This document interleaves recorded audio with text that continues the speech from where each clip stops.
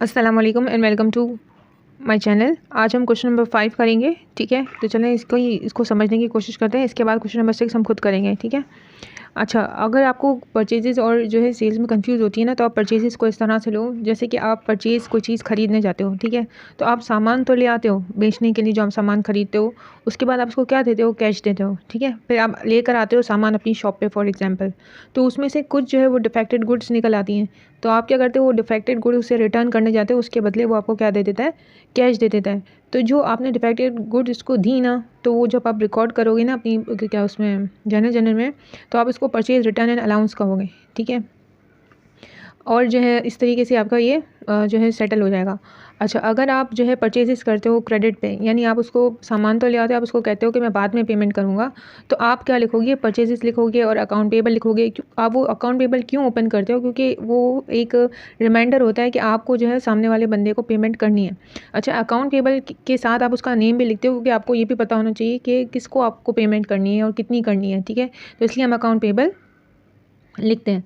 इस दौरान अगर आपको आपके अकाउंट पेबल पे आपने ट्रांजैक्शन कर ली, आप डीलिंग करके आ गए एक से, फिर उसमें आपको पता चलता है कि कुछ डिफेक्टेड गुड्स आ गई हैं, तो आप उसे वापस रिटर्न करने जाते हो। तो अब क्या होगा कि अकाउंट पेबल आप कम करोगे, क्योंकि अभी आपको क्या है, उस आपका लोड कम हो गया ना, तो अकाउंट पेबल आप उसको उस डिफेक्टेड गुड्स की तो पेमेंट करोगे नहीं। तो अकाउंट पेबल आपका जब उस टाइम पे जब आपने पहले इनिशियली रिकॉर्ड किया था तो वो क्रेडिट में था, तो उसको कम करने के लिए आप क्या करोगे, उसको डेबिट में ट्रांसफ़र करोगे। वही अमाउंट जो डिफेक्टेड गुड्स की आइटम होगी उससे आप उसको डेबिट करोगे। और क्रेडिट में आप क्या लिखोगे, परचेज रिटर्न एंड अलाउंसेस लिखोगे। ठीक है, ये दो सिचुएशन हो गई। अच्छा, अब जो रिमेनिंग अमाउंट थी अकाउंट पेबल की, जाहिर सी बात है कुछ डिफेक्टेड आइटम्स की जो पेमेंट आप वो उसने आपको दे दी थी, और आपने लोड कम कर दिया था अकाउंट पेबल के ज़रिए। अब कुछ और भी अमाउंट बाकी है ना जो आपको उसको पे करनी है, मतलब कुछ आइटम्स ऐसे भी थे जो सही थे, जो आपके पास पड़े में, उनकी पेमेंट तो आप उसको करोगे। तो जब आप करने जाते हो उसको पेमेंट सप्लायर को, कि जो है अकाउंट पेबल की, तो फॉर एग्जांपल अगर आपके 1000 रुपीज़ बनते हैं, उसको आपको पे करने हैं, तो आप उसको जो है 800 दे दो। तो आप 800 देते हो, बोलते हो कि 200 का मुझे डिस्काउंट दे दो, तो वो डिस्काउंट भी आप क्या करोगे, रिकॉर्ड करोगे कि उसने आपको डिस्काउंट दिया और सेटलमेंट आपकी हो गई।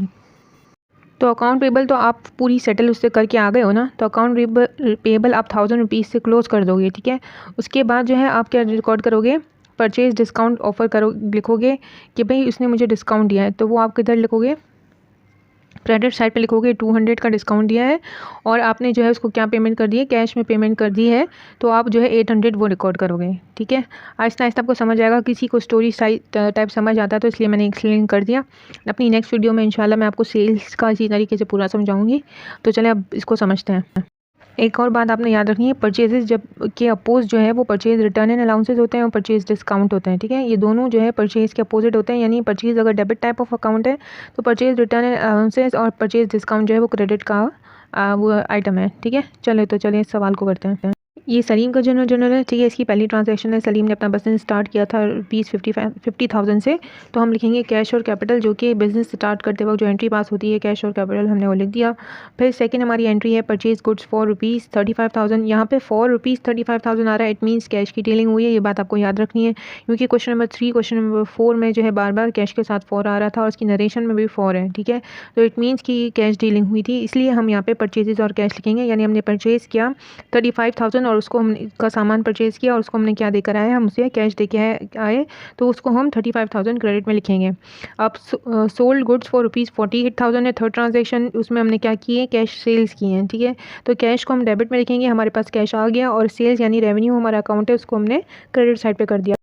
फोर्थ में है परचेज गुड्स फ्रॉम कामरान ₹6,000। अब इसमें 4 तो नहीं आ रहा ना रुपीज़ के पास, तो इसका मतलब ये अकाउंट पेबल वाली ट्रांजैक्शन है, यानी क्रेडिट ट्रांजैक्शन है। ठीक है, ये बात आपको याद रखनी पड़ेगी। ठीक है, अब आप लिखोगे कि कामरान से आपने परचेजेस किए हैं, तो परचेज लिखोगे आप, और अकाउंट पेबल के साथ आप उस कामरान का नाम क्यों लिखोगे, मैंने आपको समझाया था, हम नाम इसलिए लिखते हैं क्योंकि हमें पता चले कि हमें पेमेंट किसको करनी है। ठीक है, तो हम रुपीज़ जो है 6,000 और 6,000 दोनों बढ़ा देंगे, हमारी लाइबिलिटी बढ़ गई और हमारे पास एक्सपेंस भी हमारा बढ़ गया सब इस ट्रांजैक्शन के अंदर। अब है sold goods to Zeeshan for ₹7,200। अब यहाँ पे भी जो है वो क्रेडिट ट्रांजैक्शन है, यानी क्रेडिट पे हमने सोल्ड की है सामान, तो अकाउंट रिसीवेबल हम खोलेंगे जीशान के नाम से, क्योंकि हमें जीशान से जो है वो पैसे लेने हैं। ठीक है, तो हम ये रिकॉर्ड तो करेंगे ना भाई, हमें उस बंदे सामने वाले बंदे को हमने सामान दिया, उससे हमें पैसे लेने हैं, तो इसलिए हम उसका नाम भी मेंशन करेंगे और लिखेंगे 7,200। और सेल्स यानी हमारा रेवेन्यू अकाउंट है, उसको हमने रिकॉर्ड किया बाय 7,200 से। जब भी इंक्रीज़ होगा क्रेडिट में जाएगा। अच्छा, Zeeshan return goods for ₹1200। Zeeshan ने जो सामान हमने ज़ीशान को बेचा था वो सामान हमें जो है वो क्या करने आया, वापस करने आया। बोला आपका 1200 का सामान जो है वो सही नहीं है, ख़राब है, जो भी रीज़न होगा तो वो हमें 1200 का सामान वापस दे गया। तो अब हमें उससे अमाउंट कम रिसीव करनी है ना, तो अकाउंट रिसीवेबल पहले ऊपर डेबिट में था, तो हम इसको कम करने के लिए क्या करेंगे, इसको क्रेडिट में लिखेंगे और वो अमाउंट लिखेंगे जो डिफेक्टेड आइटम्स की थी। अकाउंट रिसीवेबल को आपको कम करना हो तो आप इसको क्रेडिट साइड पे लिखोगे और जो रिटर्न करके गया वो आप लिखोगे डेबिट साइड पे। सेल्स रिटर्न लिखोगे 1200 और अकाउंट रिसीवेबल को आपने कम करना था, उसका लोड कम हुआ है, वो आपको कम पेमेंट करेगा बाद में जो उसने ट्रांजेक्शन की थी इनिशियली उसमें से, क्योंकि वो आपको कुछ गुड्स रिटर्न करके गया है तो उसको 1200 से आप रिड्यूस करोगे अकाउंट रिसीवेबल को और उसको क्रेडिट में शिफ्ट करोगे। ठीक है। 7th है रिटर्न गुड्स टू कामरान ₹1000। आपने जो सप्लायर से परचेज़ की थी क्रेडिट पे कामरान से, उसको आप 1000 जो है 1000 जो है परचेजेस जो आपने ख़रीदी थी वो सामान आप उसे वापस दे आए हो क्योंकि उसका स्टॉक ख़राब था।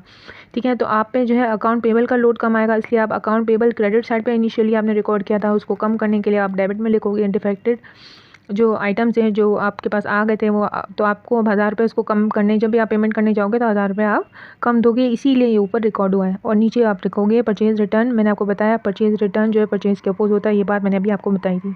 ठीक है। तो हम परचेज़ रिटर्न रिकॉर्ड करेंगे क्रेडिट साइड में।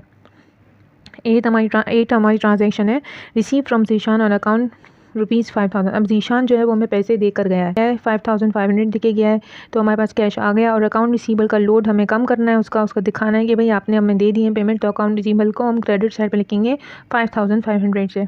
लास्ट है हमारी पेड सैलरीज टू अमीन। हमने सैलरी पे की तो एक्सपेंस रिकॉर्ड करेंगे और कैश रिकॉर्ड करेंगे, क्योंकि एक्सपेंस हमारा बढ़ रहा है और कैश हमारा कम हो रहा है।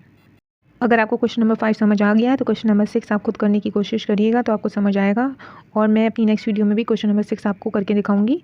अगर आपको वीडियो अच्छी लगी तो काइंडली लाइक करिए, शेयर करें और सब्सक्राइब करना मत भूलिएगा। ओके, अल्लाह हाफ़िज़।